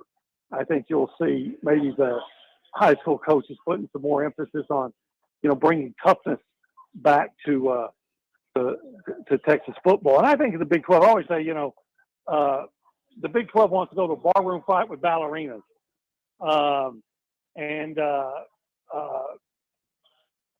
That's just not going to work. And that's why they lose in the playoffs. Now, in the Big 12, I'm going on a rant that has nothing to do with what you asked me, but I think you'll agree with me this. Big 12 teams, they like to brag when they beat SEC teams in the Sugar Bowl, but it's my contention that SEC teams that are in the Sugar Bowl don't want to be there because it's a consolation prize, because that meant that you were in the discussion to get in the playoff, and when you didn't get in, you didn't care anymore, and so all your good players are opting out, and you just don't want to be there, whereas you get a feather in your cap if you beat an SEC team. That's exactly right, Owen. And when that's what happens a lot of times when Big Ten teams play SEC teams in bowl games that don't have national championship implications, is because the Big Ten team, their manhood's being challenged because they know that since 1968, they've only won 2.5 national championships. The SEC's won 19. They're getting sick and tired of hearing about it. And this is a way for them to get some bragging rights during the off season, against an SEC team who, just like what you said, they really don't want to be there. They don't want to get injured if you have players who don't opt out to begin with, and the ones that do play in the bowl game, deep down inside, they want to make sure they don't get injured. But and to your point about Texas high school football not being as physical as they used to be, again, because of the change of kind of a playing style and schemes in the Big 12, I'm guessing it's safe to say that Odessa Permian stopped running the wing T a long time ago. Well, I have to admit, I haven't been keeping up with the old mojo. But they had the mojo going for a long time, didn't they, Olin? Yeah, back when they could redraw the school district lines every year. So if there was a good player going to Odessa High, all of a sudden he was going to Olin, I agree with everything you said. That's been my theory, and I'm glad to hear you say it, because Jimmy and I say this a lot. The hurry up, no huddle, spread offenses have softened Texas high school football in the last 15, 20 years. And the other one is, you're right, these SEC schools have a pout face when they're not in the playoffs. Again, if they're going to the Sugar Bowl, the Cotton Bowl, you're right. That's because they were probably in the discussion for the playoff. And that is frustrating. You look at Big Ten teams come down here, it's their Super Bowl. One, they're wanting to get into warmer weather, okay, coming from Minnesota or Ohio or Penn State or whatever. And they take these teams like, Auburn or Georgia, Tennessee, over the years, LSU, and just embarrass them. I mean, there's no other way you can explain Auburn, Minnesota 3 years ago. I don't know how many times Gus Malzahn could say, we're going to go down there on a business trip. We're going to get butter. And you get beat by a team that has 4 players on their entire roster, Minnesota, that are 4-star or higher. Auburn had 63 of those kind of players. And Auburn got embarrassed. You know what that gets down to? Your players better have pride. I don't give a damn who you're playing. And this opt-out, which is a euphemism, it's a new word for I quit. Okay? I don't want to hear this snowflake crap about, well, I'm afraid of getting hurt. My wife, Audrey's pretty damn smart. You know what my wife says, Audrey? Yeah. Fans could get hurt driving to the game. I mean, fans could, you could roll your ankle getting out of your F-350. I mean, come on. This stuff, let me tell you something. If you live your life afraid to go outside because it might rain, you're a loser. Okay. And that is exact. I'm so glad to hear what you said. And Jimmy, y'all know that Texas high school football well, Odessa, Permian, Midland, it everywhere you go, it's big. My gut feeling is Texas coming into the SEC, they're about to go back to their roots. And I think it's going to make Texas better. It's going to make A&M better. And we are going to get to see that rivalry again. For the rest of us outside of Texas, we've missed that. That's like the ice cream man not coming down your street for the last, 10 years. Now he's coming back. I hear that bell ringing, Olin. Okay. I'm glad you guys are excited about it. I guess we will when the time comes. Jimmy, he doesn't like that. What's going on? Well, Olin, I was going to ask you, when you consider the fact that the new members of the Big 12, UCF, BYU, Cincinnati, and Houston, are all going to be joining the league in time for the 2020 season, has there been any speculation that there's a chance that Texas and Oklahoma might, go ahead and leave the league, because obviously they're not going to be getting the red carpet treatment anywhere they go over these next 2 seasons when they play on the road and so forth. But I guess the one argument against it would be that since the playoffs is not going to extend to 12 teams until, after the 25 season, they'll probably stay put. But if they did want to pay that $80 million exit fee, do you think there'd be a possibility that ESPN and the SEC corporate office might chip in on helping pay that exit fee so that those 2 schools could just get acclimated to the league a couple of years earlier? Because there's not going to be a real purpose of them playing those final 2 years in the Big 12. I think so. Now, I don't know if there's how much legitimacy there is to the report, but I did see a story this week saying that supposedly ESPN is talking with the Big 12, and they got a new commissioner, and they're having their Big 12 media days this week, and supposedly they talked to them about, hey, would you be willing to let the Texas and Oklahoma leave without paying an exit? And by the way, that exit fee goes down every year, so it's not $80 million anymore. But and I just found that out when talking to some guys from Oklahoma. But the report is that they're saying, hey, what if we turn that Longhorn network into a Big 12 network, and then pay a certain amount of money to each team for a certain amount of time? Would that expedite the departure of Texas and Oklahoma? And if there is some legitimacy, and they're even having those discussions, then I could see that happening maybe as early as 2023. You think? I think it's smart. It's like a marriage that's falling apart. Why do the kids need to grow up seeing the parents push each other apart, push each other away? I mean, the money, it's real money. We know that. But to me, I think the sooner the better. The Sooners, huh? two things. Number one, in your analogy, I like your analogy about the divorce, but in our case, it's the psycho ex that just won't leave you alone and keeps trying to come back, and then and it keeps following you.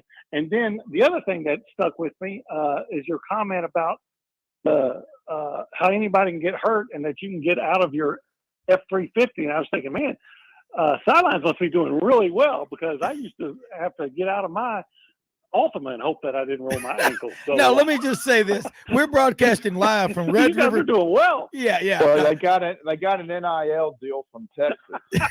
That's right. No, Olin, we are broadcasting live from Red River Ford Toyota in Wynn, Arkansas, one of our sponsors.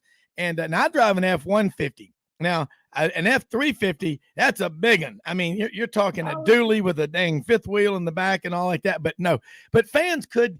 This is what gets me. That I was just thinking we needed to renegotiate. Yeah, that's right. That's right. And Jimmy and I and Olin, if we were Texas getting $50,000 worth of pancakes out of a player, good luck on that one. I mean, you can eat a lot, but I don't know anybody that can eat $50,000 worth of pancakes in a year, much less their career. And if they do, if they ate those frat cakes that Ida and Mary used to make for us at the Sigma Newhouse at Auburn, you couldn't walk 50 yards across the drill field before you were dilated 9 centimeters. I mean, those things were tough on your body. Olin, I got to tell you what, man, you've given us some great quotes today, but Jimmy lived in Texas, a lot. And I've been out there a good number of times. And by the way, Bo Carter just responded to me. He's going to bat in the leadoff position tomorrow morning at 8 a.m. Central. About the Big 12 meetings right now. That's out in Arlington this week. So looking forward to hearing his take on there. But, Texas is it's just a cool state. 32 million people that we know of out there. And there are parts of Texas where you can drive. Oh, and I remember as a small young lad, spring break with my dad, we drove from Memphis down to Mexico to go bird watching for spring break. And I remember going from Corpus. Well, you're just going to watch them? You don't going to shoot them? No, we weren't hunting. This was not a hunting. We were going to Laguna Atascosa and the different refuges along the border. And by the way, it was good to be able to speak Spanish, because getting a lot of those areas along the border, you better be able to speak Spanish. But great people down there. And I tell you, from Corpus Christi to Robstown, 82 miles, the only thing I remember seeing was a burger snack shack out in the middle of nowhere. And that was the first time we ever stayed. The only hotel we could find was a Motel 6, and it was $9.95 a night. And the guy said, "Senor, would you like to have television?" And my dad said, "Sure." He goes, "Okay, it's an extra 75 cents and a special key." So I'll tell you what, that was quite an experience. But Texas is so massive. You can get out there in the Big Bend area and parts of it. And Jimmy, you've driven all over the state. Olin, you too. You may go and not see another car for an hour. It's like driving across South Dakota where we pheasant hunt. You don't see a state trooper from Sioux Falls to Chamberlain, where we go on the Missouri River. People in the area where we are in the Southeast, we have listeners everywhere, fortunately. They don't realize how big that state is, yet they have great high school football. They put out over 400 D1 players a year. We talked about the 7-on-7s, the hurry up, no huddle. Something's going to change. I'm just going to throw this one to Olin. What do you think the next trend will be? A return to, versions of the wing tee, or just, 7 wide outs and 3 linemen, whatever, because something's got to change, because we're not producing enough quality offensive linemen with the way we're doing it now.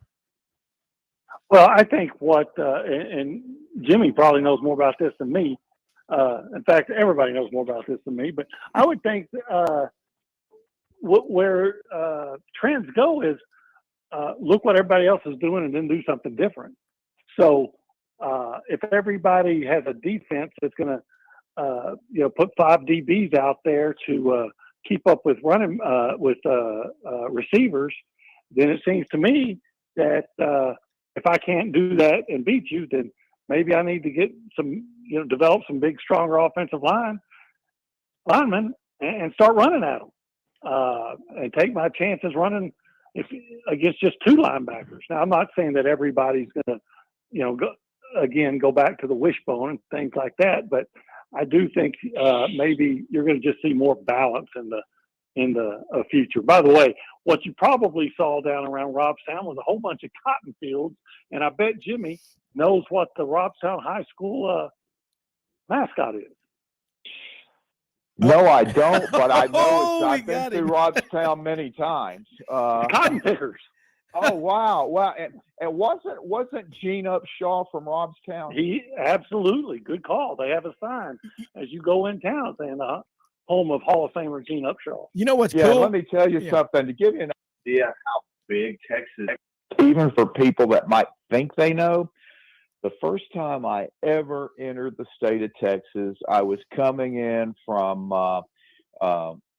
Lake Charles. And I know what you're going to say. Yeah, and as soon as I crossed into Texas, you're in the city of Orange, Texas, which is where R.C. Slocum's from, and a bunch of great football players have come from Orange. But you're on Interstate 10. You're 5 miles into Texas, and all of a sudden there's this huge interstate sign that says El Paso 857.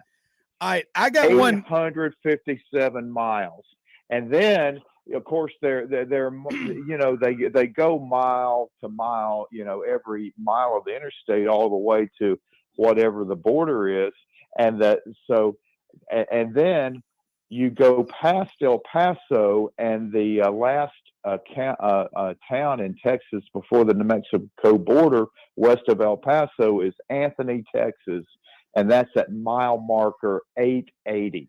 It is 12 and a half hours on Interstate 10 from the Louisiana-Texas border to the Texas-New Mexico border. You can't make it up. You can't. I got one better. Now, this will blow your mind. This is from Billy Powell.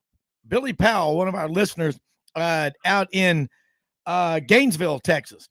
He says, "Okay, but wasn't Billy Powell the piano player for Leonard Skinner? This is I love this guy's name, Billy Powell. Y'all do remember that he was a roadie for Skinner.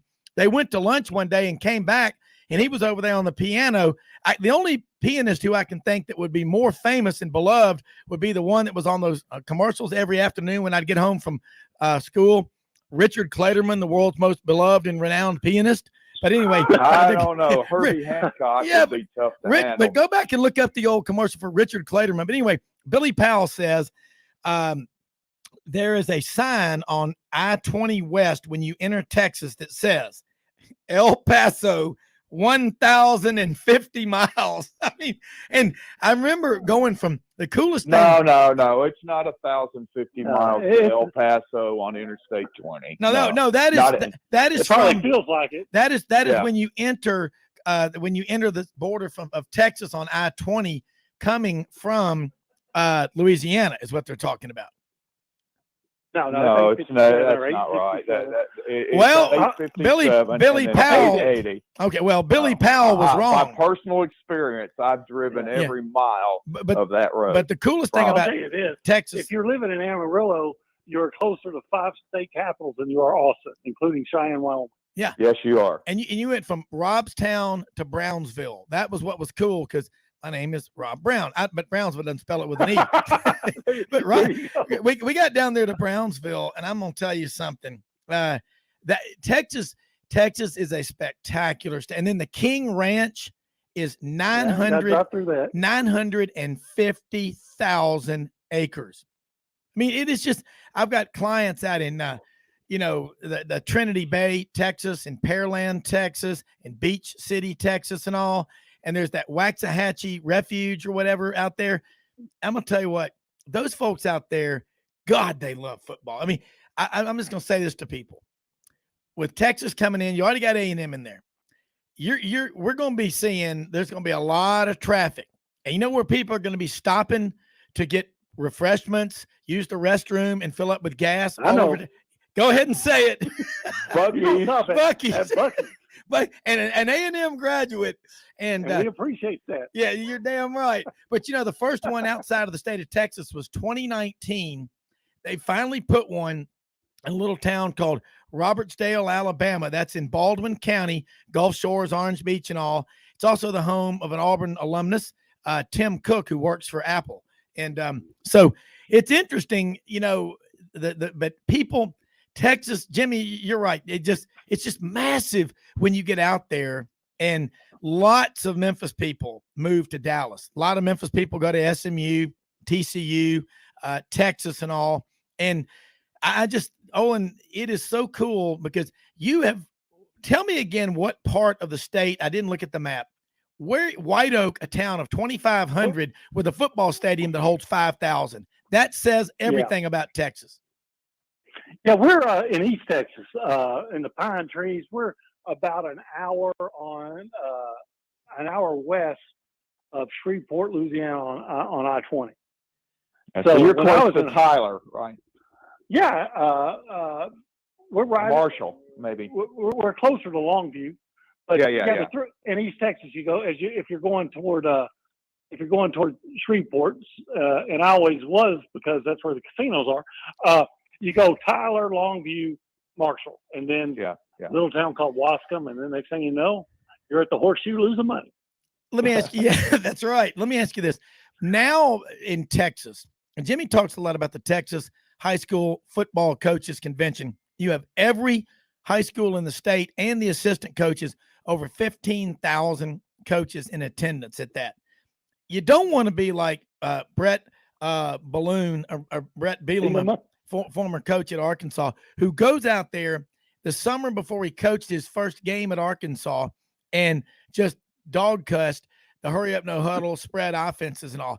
That did not help Arkansas in recruiting and what have you like that. But but it is true though. You gotta be producing the linemen. But Olin, a few more minutes here. I know Jimmy Big Ten Bell was supposed to be with us, but obviously his bell didn't go off this morning. And we'll have to put him in timeout and get him back on here again soon. But, I love this talk about Texas because there's no other state that really just is a sounding board, a bullhorn for high school football like Texas. There are other states that have great football. Alabama, Louisiana, Florida, Georgia, Ohio, no question about it. California, but in Texas, it's a way of life. And I've asked this to Jimmy, and we talked about it, but tell people it's bigger than pro football, it's bigger than college, and that's high school football. And my wife made me binge watch on Netflix Friday Night Lights.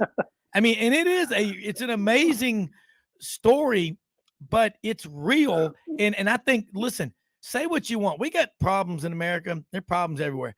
But by God, Texas, they do it right. You learn about loyalty and loving the laundry. But am I right? Is that true? High school football's that big? It's bigger than, in my mind, it is, Owen. I think high school football is bigger than college football and pro football because it seems like citizen in the state of Texas, even if you live in a town of 300 and you have a high school football team, you're going to field a 6-man team. That's true. Yeah, it's just hard to describe. Okay, well, here's the deal, though. Okay, first of all, nothing's bigger than the Dallas Cowboys. Yeah, they're America's team, so you can't say. Damn right. And then, it's hard to say it's bigger when you got, Texas and Texas A&M 100,000 seat stadiums that they can Right. Yeah. But here's what you got now, and it's not really the same in certain metropolitan areas.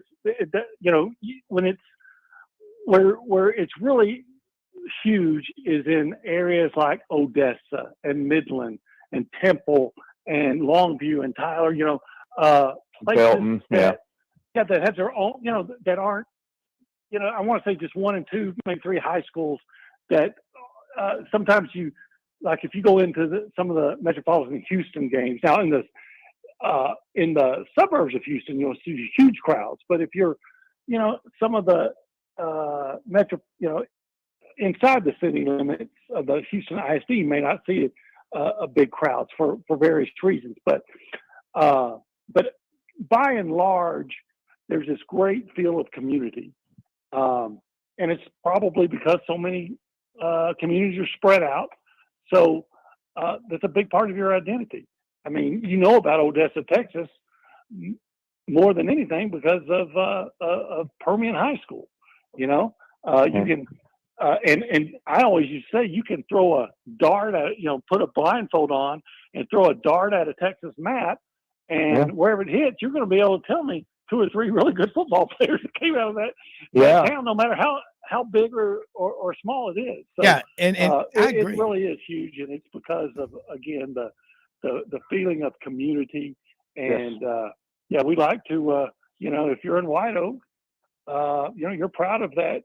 You may be just a little 2A school, but you know what? You're proud of that school, and you're proud of your program. And by God, we're going to beat the Gladewater Bears, come hell or high water. Yeah, and I'm with you. I think that right there, real quick programming note. Jimmy Bell, up in Columbus, Ohio State Buckeye, Big Ten Jimmy, just texted me, apologized. He was speaking to a youth group in a youth camp where he goes and volunteers his time. Never got a problem with that. Love Jimmy. He'll be back on with us tomorrow, 10:30 a.m. Eastern. But I'm with you. I love the pride factor. And Jimmy, I didn't mean to cut you off, but it's a 2A school, but you come in on I-10, I-20, whatever. But you get into Texas, people out there, they love the dirt. They love the ground. Like to say, the pine country. I tell you, Jimmy, I've had some clients a long time in a little town, if you've ever heard of it, called St. Augustine, Texas. It's the oldest city in the state of Texas. Did you know that? I knew it was in Florida, but I didn't know about. Didn't know about St. Augustine's place in Texas. I thought Nacogdoches was, but if you tell me St. Augustine, they're not that far apart. I wouldn't question. Okay, I wouldn't call you a liar. Well, my client told me that when they were signing some paperwork for the business we were doing, right. So I did not argue with them. But no, what I'm saying. Well, maybe that's why they called it St. Augustine, just like Jimmy said. If it, maybe they were just Florida. Hey, so this is our first one, so we're gonna. I don't know.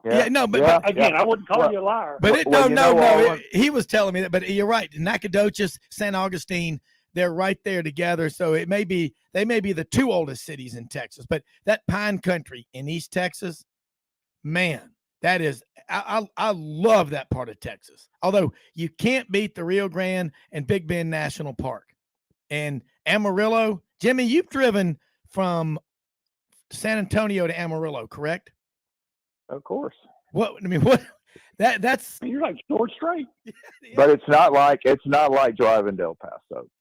I mean, it's just you've got that one town between El Paso and Fort Stockton, and I can't remember the name of it. It's the halfway mark, and that's like 100 miles between that town and Fort Stockton, which was the halfway mark. But I was just saying the culture, the place in the culture that high school football has is just really unmatched among the people. Because, like I said, if they don't have the population or enough students in the high school to field an 11-man team, they field a 6-man team.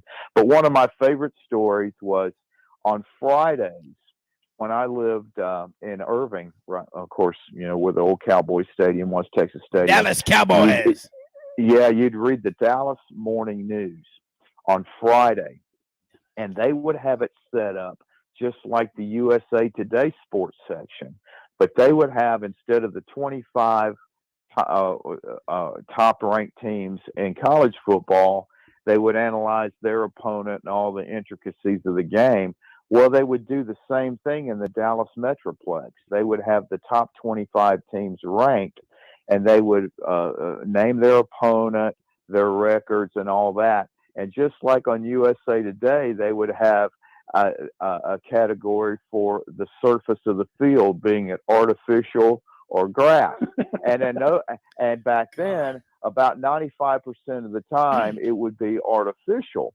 Because the ISD stadiums, which is the administrative bodies in Texas, independent school districts, is so necessary in those big cities and the suburbs, because they all had artificial turf fields.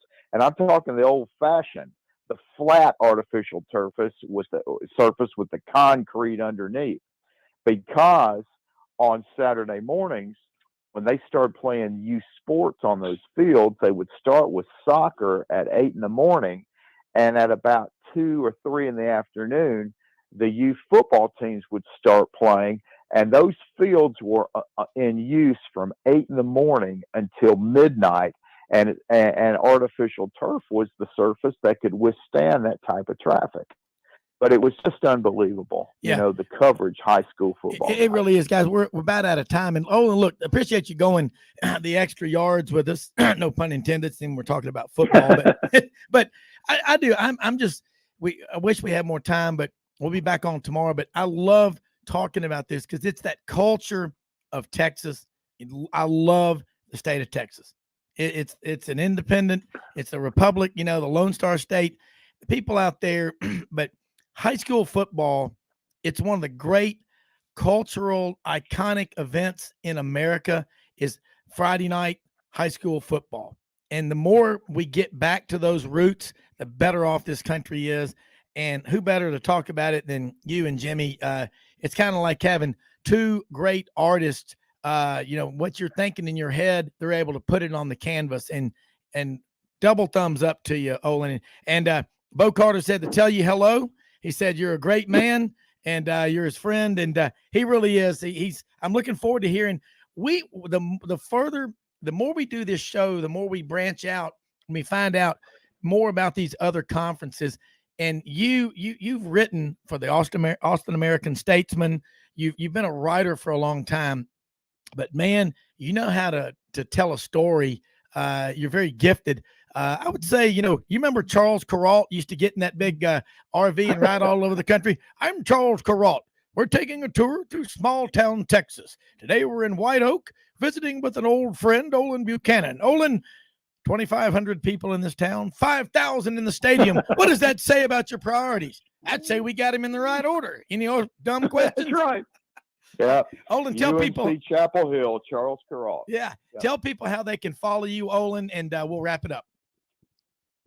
Well, we appreciate you following us. If you want to find out stuff about Texas A&M, we are TexAgs.com, the preeminent outlet for all things Texas A&M sports. So give us a look, TexAgs.com. That's the abbreviated version of Texas Aggies, TexAgs.com. You can follow us on Twitter at the same handle. And if you are so inclined, I'd appreciate it if you'd give me a follow on Twitter. The name's Olin Buchanan. That's my handle. So if you can figure out how to spell my name, you know what? You can figure out how to follow.